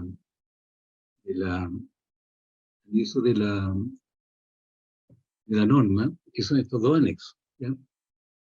Dice diseño de miembros estructurales de acero formados en frío usando el método de resistencia directa. Esto lo mencionó Rodrigo Retamares al comienzo de que existía este método y algún software. También hay un anexo de análisis de segundo orden. La verdad que este análisis de segundo orden no es mucho lo que está en la norma. Son solo son 2 páginas apenas. Y no dice mucho, ¿no? Lo único que dice es que en el caso que hay un desaplome de la estructura, no tiene que ver con un elemento fijo, sino con la estructura como un todo. Un desaplome o un drift lateral, por el nombre, digamos. Eso hay que considerarlo en el análisis. Ese drift lateral se puede modelar, digamos, colocando una carga, o sea, colocando una carga horizontal en cada nivel, ¿no? La carga horizontal es que produce un momento adicional, una carga ficticia, carga nocional o notional loads también se llama, pero la norma le llaman bien carga ficticia. Esa carga ficticia tiene que producir el mismo aumento de momento que produce las cargas verticales cuando se desplazan lateralmente. Tiene que producir el mismo tipo de momento, digamos, y eso es todo. No sale más que eso. Quiero mencionar este anexo 1, que es el diseño de miembros de estructura de acero formado en frío usando el método de resistencia directa, porque es algo que puede ser útil usarlo. Lo mencionó el Rodrigo eso. Se utiliza un método que se llama no de elementos finitos, sino que de las bandas finitas. Y todo esto surge de la siguiente necesidad. ¿Por qué se usa esto? ¿Por qué es necesario usarlo? Por lo siguiente. Sucede que si yo realizo un elemento en compresión o un elemento sometido a momento, yo puedo tener varios tipos de pandeo, en los dos casos. Un elemento de pared delgada propenso a pandearse, como decía Sergio y Rodrigo. Entonces, hay que calcular 3 posibles pandeos, ¿no? Pandeo por fricción, bueno, esto ya lo sabemos de los perfiles laminados y soldados. Pandeo por flexión, torsión o flexo-torsión, pandeo local y pandeo distorsional. Y el pandeo también se puede producir para el elemento sometido a flexión, digamos. este pandeo global general, que sería el pandeo lateral torsional, el pandeo local y el pandeo distorsional. Lo nuevo, así, en términos conceptuales, es el pandeo distorsional acá. El pandeo distorsional, lo mostró también Rodrigo, consiste en que la sección que tiene, por ejemplo, forma de C,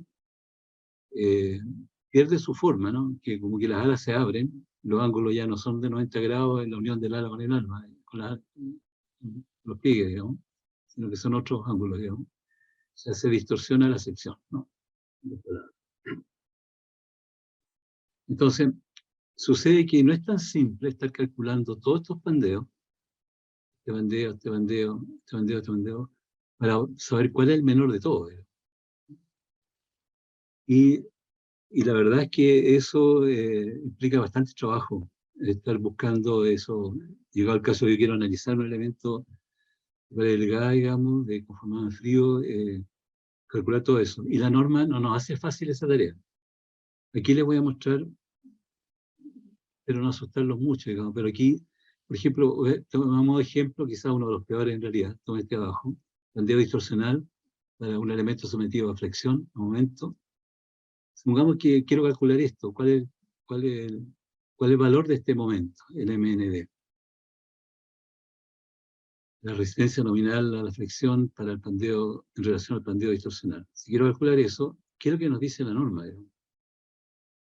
Nos dice la resistencia al pandeo distorsional ocupe esta expresión.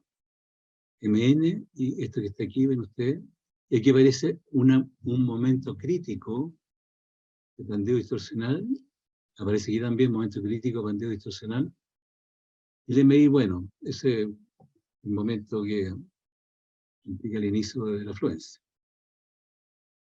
Esto es normal, digamos, pero este momento crítico, con esa fórmula yo calculo el M sub n. Entonces la pregunta es, bueno, ¿cómo tengo el momento crítico? El momento crítico se calcula con una expresión típica, digamos así, de módulo resistente multiplicado por una tensión crítica, FD. Hasta aquí las cosas son relativamente normales, pero después ya no son tan normales, porque el FD, ok, ¿cómo lo obtengo? Y el FD es una expresión de este estilo, donde hay que calcular 1, 2, 3, 4, 5, 6 variables, y todas son complejas de calcular. De partida, y estas son como rigideces, todo tiene acá porque son rigideces, pero ¿qué rigidez le aporta el ala al alma? ¿Qué rigidez aporta la unión y su curvatura, etcétera? O sea, son rigideces complejas, digámoslo así. Y entonces, y este factor beta se calcula con esto, con L de M, pero para calcular el sub M, no lo muestro acá, pero se hace en función de un L crítico que tiene toda esta expresión donde aparece aquí hasta la constante de alabeo y un montón de cosas. O sea, ya se ve, no sé, muy amigable todo esto para calcularlo con ese franco. Entonces, y recién estamos calculando este término. Falta calcular estos 5. Y aquí muestro algunos de ellos. Cada uno de ellos son expresiones bastante enormes que impresiona que hayan habido investigadores que hayan llegado a estos resultados, digamos, y hayan podido llegar a cosas, pero ya se imaginan que hacer todo este trabajo para poder calcular beta, poder encontrar el FD y etcétera, etcétera, FD, y finalmente poder llegar a uno de los momentos que nos piden, porque recordemos que son de calcular 3 y encontrar el mínimo, entonces es un trabajo enorme, ¿no? Se puede hacer planilla, MATLAB y lo que quieras, pero lo que se quiera, pero se pueden, y están las expresiones para hacerlo. Realmente es un trabajo enorme. Bueno, todo este trabajo, hay un atajo, digamos, para no hacer todo esto numéricamente, o sea, manualmente, digamos, sino que el atajo es usar el método de resistencia directa, que nos dice rápidamente cuál es el mínimo de estos 3. Se nos calcula los 3 y nos dice cuál es el mínimo. Eso es lo que tiene de bueno, digamos. Y y lo mismo pasa acá, digamos. Entonces los calcula los tres y uno pone como input la geometría del elemento que estamos analizando y me da entonces los valores, digamos, de los tres rápidamente. Este trabajo de introducir la geometría, pero el programa permite colocar las curvaturas, etc. Entonces, eso es lo que tiene de bueno, digamos. Y este es un pantallazo de que se trata del método de la banda finita, pero en realidad toma elementos largos, de un largo X, puede ser cualquier largo, digamos. Y bueno, la discretización del elemento se hace en bandas, como ustedes ven acá, y como que las condiciones de borde de una de estas bandas están determinadas por lo que está pasando a las bandas vecinas, por así decirlo. Y eso está siendo considerado. Entonces, en la norma aparece esto, ¿no? Esto que está, estas tres líneas que están aquí, yo las saqué textual de la norma, y donde dice que, bueno, lo voy a leer, digamos, diferentes programas de bandas finitas están disponibles en la actualidad. Un ejemplo de ello es el programa CUFCM, logro de investigación auspiciado por la CI del American Iron Institute. Este programa de libre exposición se puede descargar en el sitio que aparece acá. Y es bien notable, porque yo primera vez que veo que en una norma oficial se le haga propaganda, entre comillas, a un software. Pero este es un software desarrollado en el ambiente universitario y, como digo, es gratuito, así que bienvenido. Entonces, con esta lámina quería terminar para motivarlos, digamos, a que estén interesados en este tema, digamos, se metan en este programa, y este programa tiene incluso tutoriales, ¿no? Así que es cosa de ponerse a trabajar nomás y usarlo. Así que, bueno, eso era lo que quería contarles hoy día en relación a la norma, el capítulo final de conexiones y los anexos, todo anexo que mencioné al final. Eso sería por mi parte. Muchas gracias, Luis, por tu excelente presentación, al igual que los otros dos expositores, Sergio y Rodrigo. Así que, bueno, como ven, son las 8:38 de la noche, pasó el tiempo muy rápido y vimos de manera muy rápida, muy general, los distintos contenidos de la norma y también cuál es el efecto, ¿ah? Es decir, cuál es su alcance y cuáles son los efectos, como bien decía, en los proyectos que hoy día se están estudiando y entender el grado, digamos, de aplicación tanto para el desarrollo de proyectos como para los casos que requieran de revisión. Vamos a tomarnos unos breves minutos, como estamos pasados en el tiempo, les propongo que nos demos unos breves minutos. Hay una serie de preguntas, agradezco a Carlos Arenas y otras personas que han ido respondiendo algunas, muy directas. Puedo destacar, le voy a pedir mientras tanto a Sergio y a Rodrigo, no sé, Lucio también, puedes encender tu cámara para poder generar un ambiente de diálogo lo más fluido posible. Recordándoles eso, ¿ah? de que ojalá pueda ser lo más asertivo posible los comentarios. Lo primero que te pregunta es, ¿dónde se encuentra esta norma? La pregunta es cómo se descarga, ojo, ¿ya? Y estamos en una etapa, ¿ah? En donde pasamos antiguamente en que las normas se traspasaban, se enviaban por correo, antiguamente se fotocopiaban, en los libros también, y había un sitio también de descarga.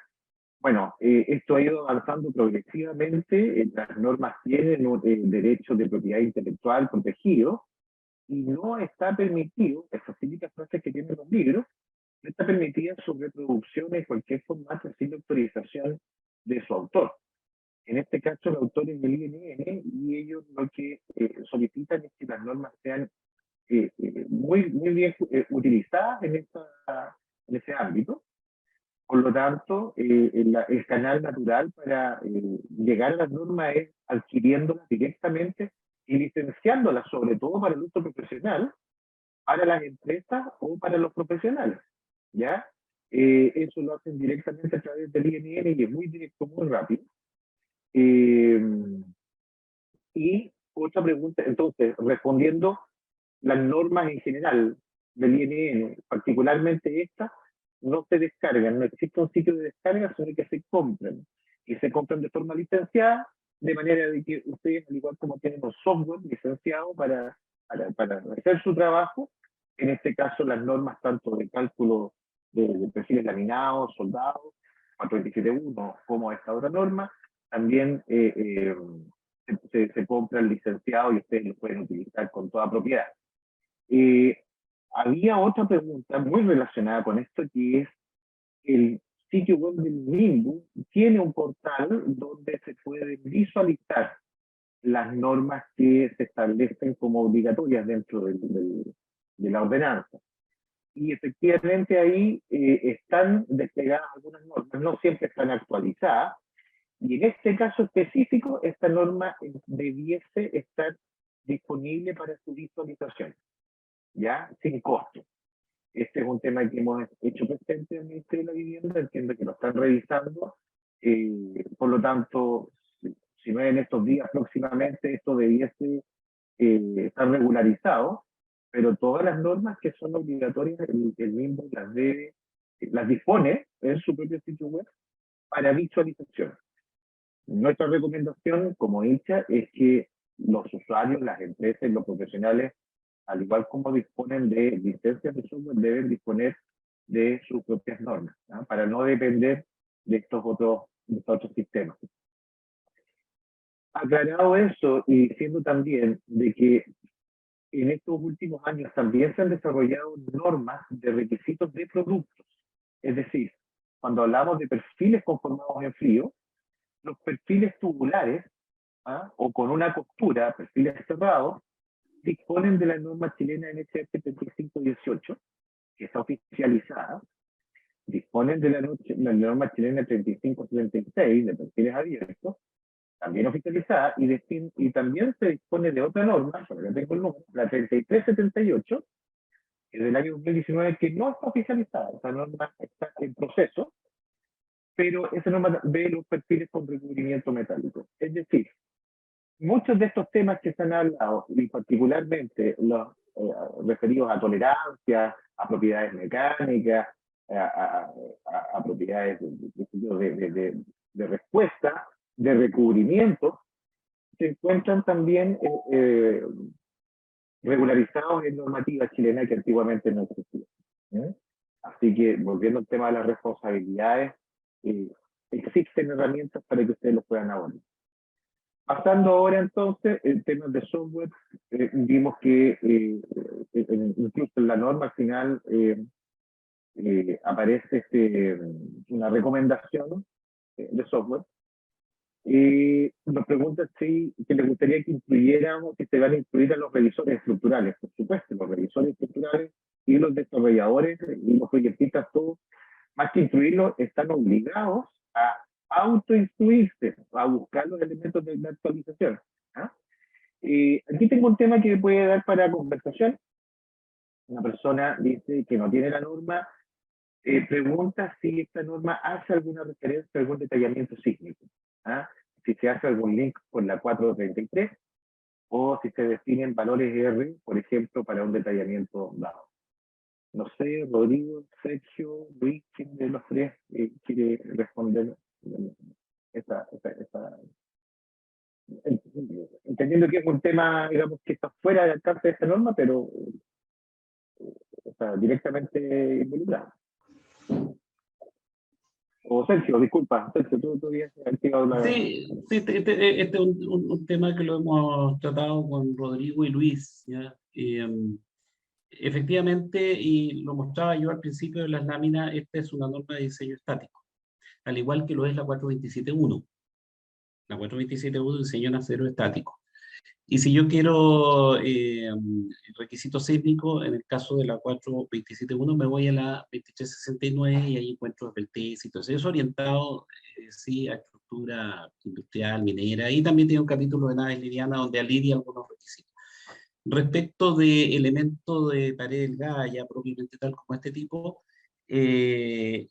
hoy día en Chile tenemos pendiente el desarrollo de esa norma. Sin embargo, el cuerpo normativo local permite que ante la carencia de una norma uno puede recurrir a una norma de origen reconocido extranjera.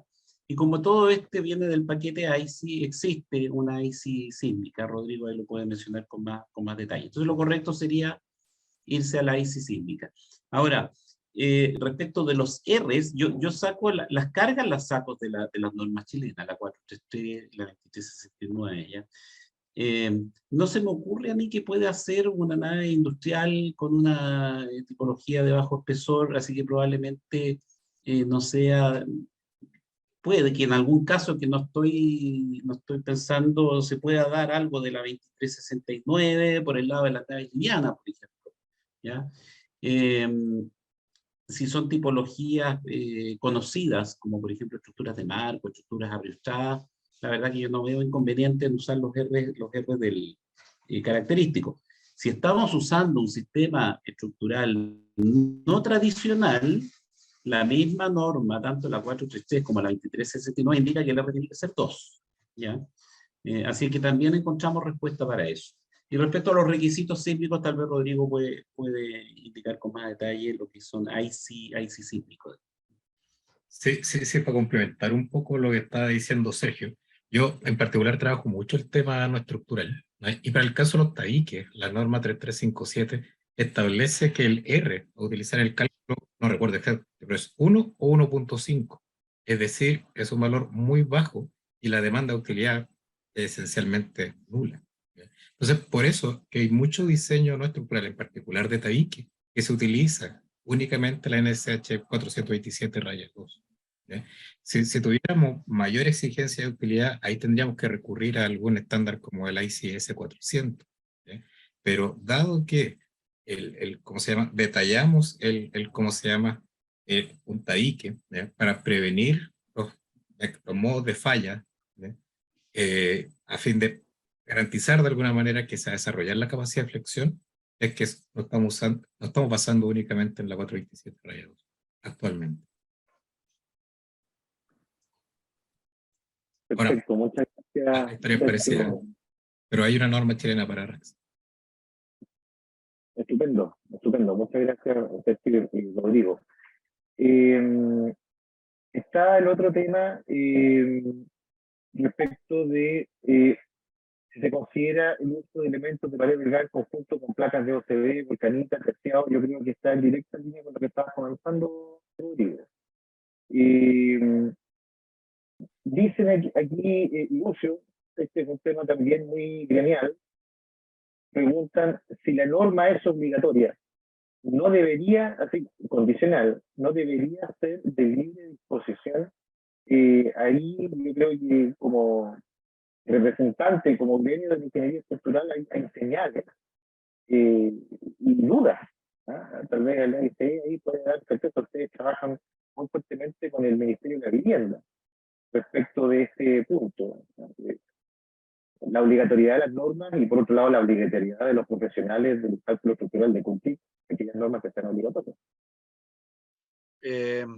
Bueno, sí, Juan Carlos, lo que pasa es que efectivamente la ordenanza establece esa obligatoriedad de estar disponible gratuitamente para todo el mundo de las normas obligatorias, pero en la práctica el único catálogo gratuito de visualización que tenemos es el que tiene el mismo, no tenemos otro.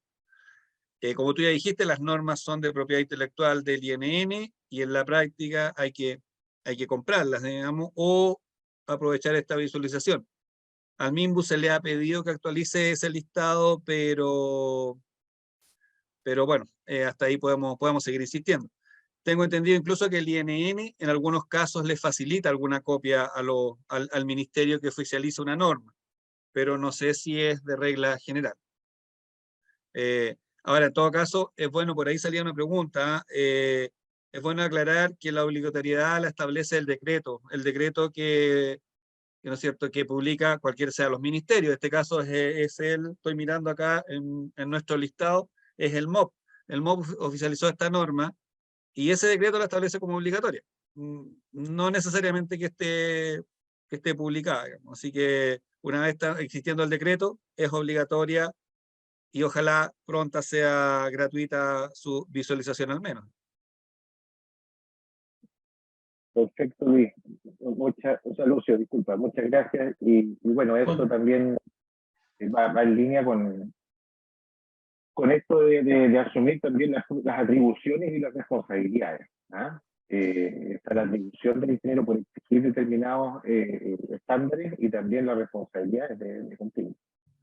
Juan Carlos, me gustaría complementar un poquito la consulta que hacen de estos sistemas trabajando en conjunto con Volcanita o con otros sistemas, ¿ya? Sí, es una mezcla interesante, se logran productos interesantes, pero sí podría decirles que esas combinaciones, como no son puras, ¿no es cierto? No es la responsabilidad estructural, no se la estoy dando solamente al elemento metálico, que ahí sería diseño 427.2 puro, sino que en combinación, en interacción con una islapol, con una volcanita, atornillado que fija volcamiento y ese tipo de cosas, ese tipo de categorías estructurales caen en tipologías no tradicionales, ¿ya?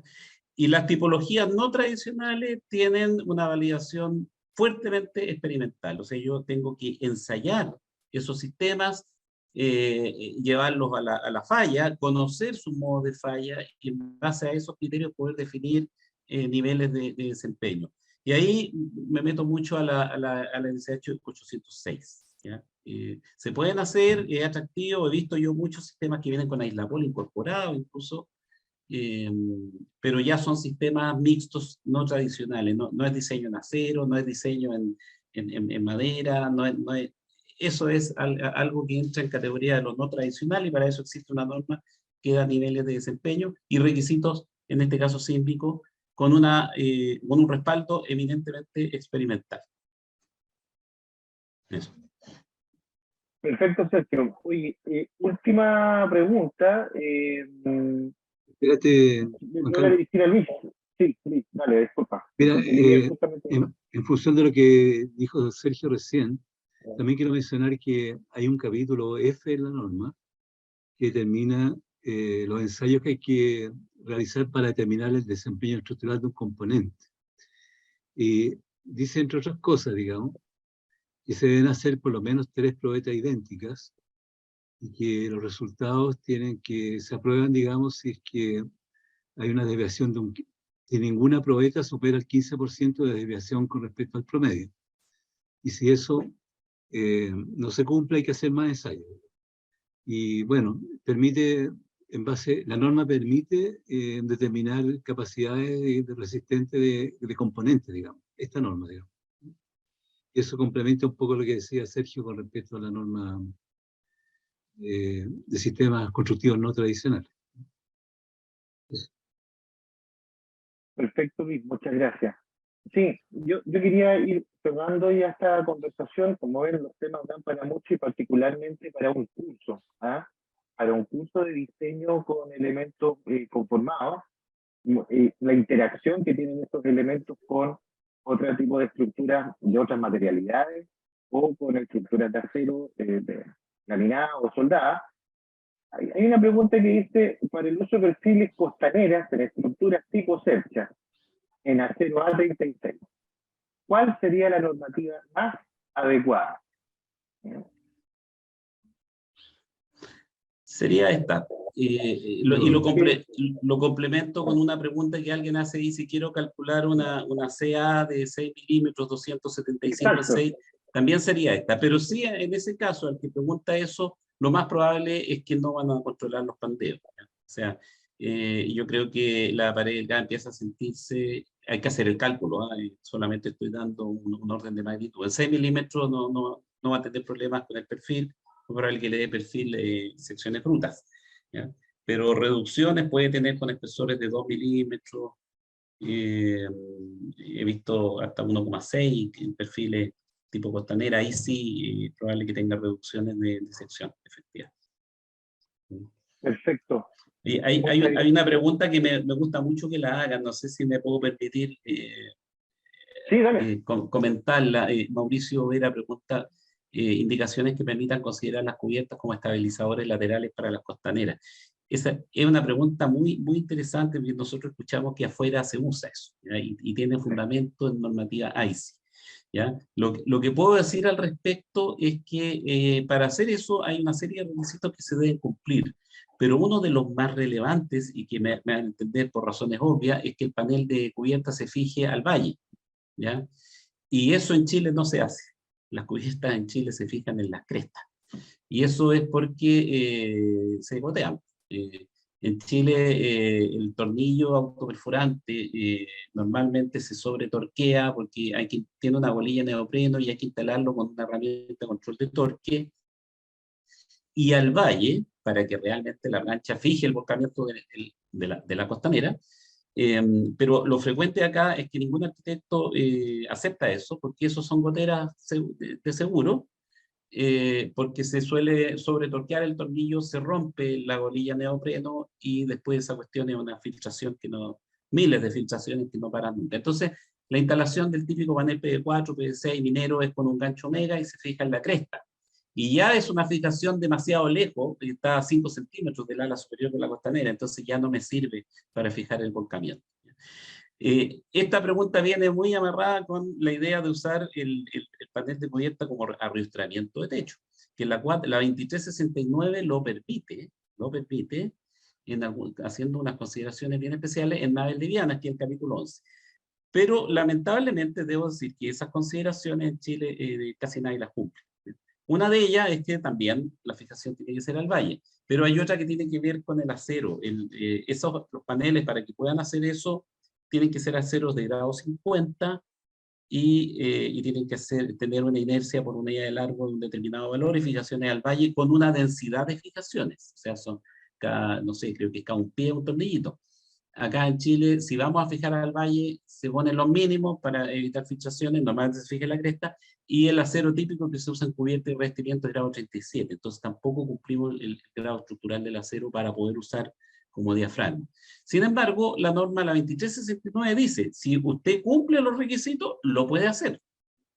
Y eso tal vez puede ser con edificios importados, que vienen con las cubiertas y los revestimientos cumpliendo esos requisitos. Pero después tiene que asegurarse que se instale de la manera correcta. ¿No? Perfecto, Sergio. Sí, y también en respuesta a un comentario que usted dice que cuando vamos a entregar más información de un curso o que se piden más ejemplos, estos son algunas aplicaciones, ¿no? Casos de proyectos, de revisiones, de recomendaciones, bibliografía. Bueno, Luis Leiva, preparamos por allá por el año 2009, Luis, una primera versión, una traducción del código de diseño con elementos conformados del ISI, basado en ese estándar, que está disponible en el ICHA, y también el año 2021 se presentó un libro de diseño de estructuras de acero que tiene también unos capítulos y ejemplos sobre estos tipos de estructuras. Pero ciertamente el próximo año les vamos a informar oportunamente de la organización de este curso con un programa de contenidos que pueda abordar tanto las expresiones de la norma como el diseño, cómo poder aplicarlo y ver estos casos bien especiales. Sobre todo, y vuelvo al tema de las responsabilidades, de las atribuciones que tienen los ingenieros en los proyectos, ¿no? Ahí se pueden colocar los bordes que pueden viabilizar estos distintos diseños y que con posterioridad se pueden controlar y exigir. Bueno, Lucio, creo que hemos dado, ya terminó y hemos cumplido el objetivo que nos habíamos trazado hace ya un tiempo cuando empezó la vigencia de esta norma por allá por junio del 2022. Exacto.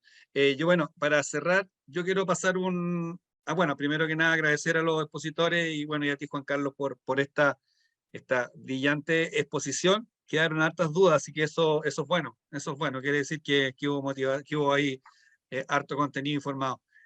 Solamente pasarles un aviso muy chiquitito, es que en la asociación, preocupados por este tema de la difusión normativa, hemos publicado un listado